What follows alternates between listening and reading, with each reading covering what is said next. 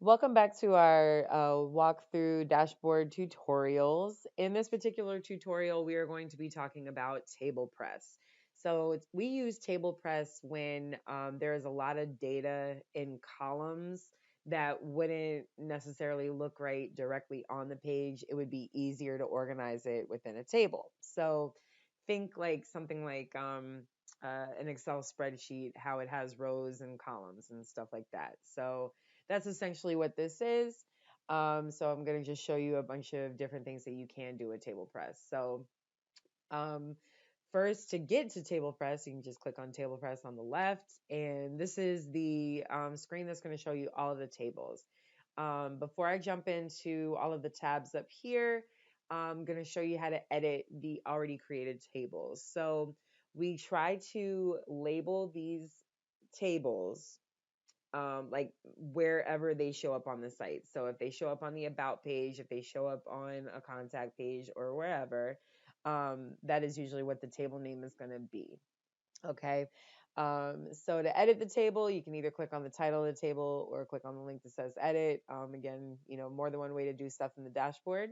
This will take you into the edit table screen. So from here, um, this top information, the table information is just the ID and the table name. And if you want to give it a description, you don't have to. That's completely optional, but the table name is imperative.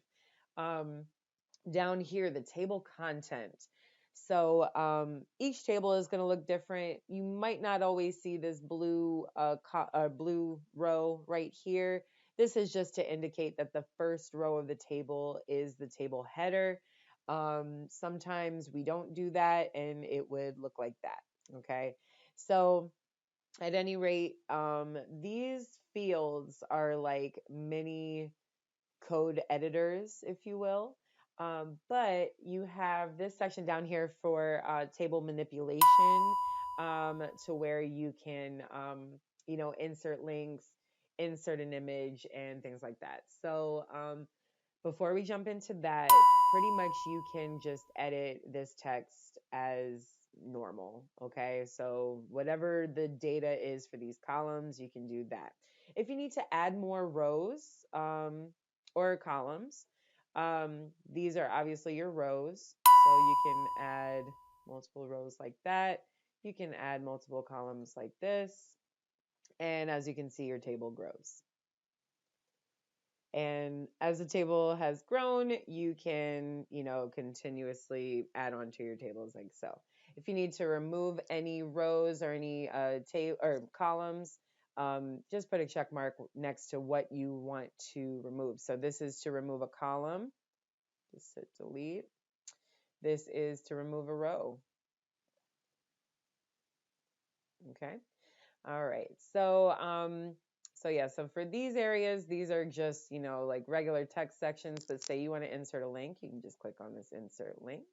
It's going to give you directions from here. So it says, please click into the cell that you want to add a link to.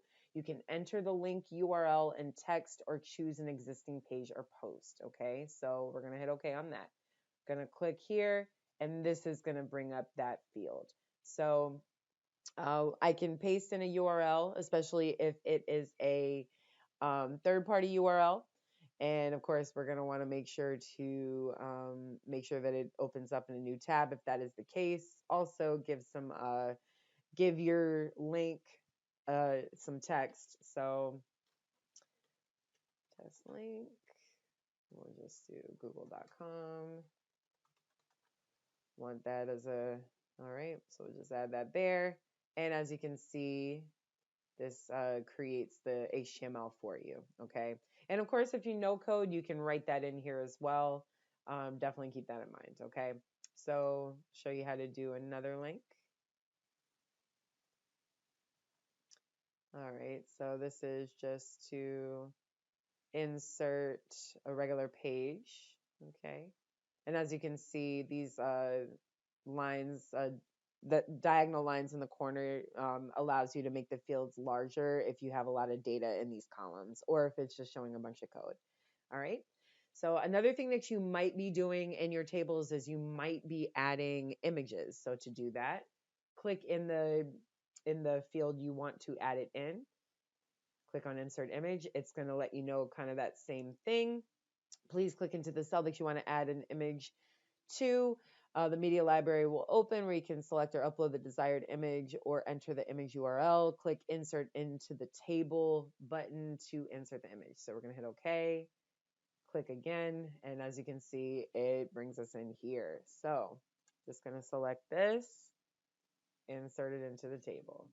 All right. And just so you can kind of see what it looks like. So it's not going to be a visual thing. It is just going to be a more, on the code. Okay.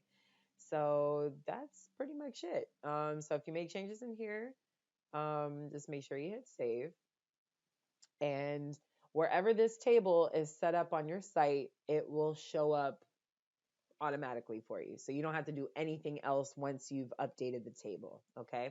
So now we're going to do add new. So we can either do that on the left or on the top here. So to add a new table, we'll give it a new table name. New test table. We're going to do 4 rows and 1 column. All right. And this is just going to, and that's how that will show. Okay. And then of course we can, manipulate it as needed. So maybe we need to add 1 more column or maybe another one.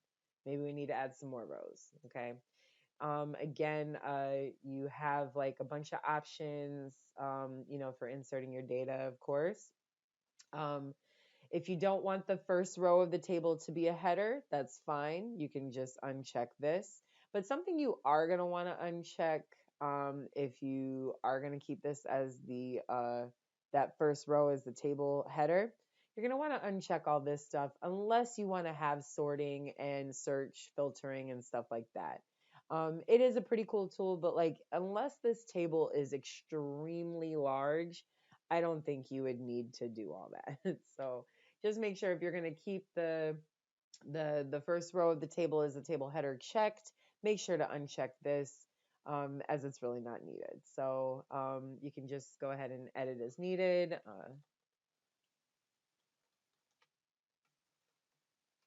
And then data and etc. And well, let's finish.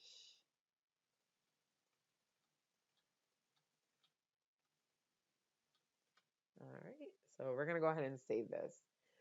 So now, because this is a new table, we want to add this to a page. So we're going to go to pages. And we can choose any page. I'm going to just choose about. All right, so this is a little bit tricky. I think TablePress sometimes makes you update the page before the visual editor button works. But never fear, there is a button that you can use when you flip over to text. So the easiest way to do this is obviously you're going to want your table to show up, past this content or wherever you want it to be. Maybe you want it to be within this column. It's totally up to you. But at any rate, go ahead and flip over to text and then just get your cursor on its own line.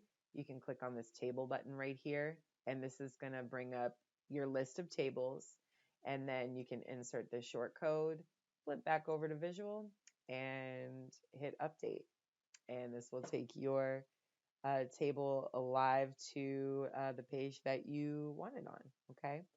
So the tricky part about this plugin is that once you've updated it, now it all of a sudden allows you to use this button, or it did. So it was doing that before. But at any rate, you definitely can use the table button here. It definitely works. Or I'm going to just go back to TablePress and go to all tables.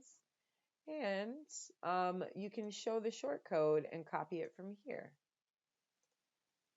And then we're going to go back to that page.